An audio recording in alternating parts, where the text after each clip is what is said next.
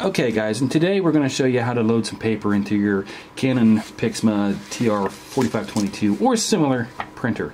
Of course, you know, this is your paper tray down here. This is where it returns, or where it comes out of the printer. So first here, you're going to pull this all the way out, and then you're going to grab yourself a stack of paper. You're just going to slide it in there. This top one seems like it's a little bit reeded on the one side. I don't know if you can see that. There you go. You can kind of see it right in through here. See, as it reeded. We're going to say that's trash. It's probably going to get stuck in the printer, so we don't want that.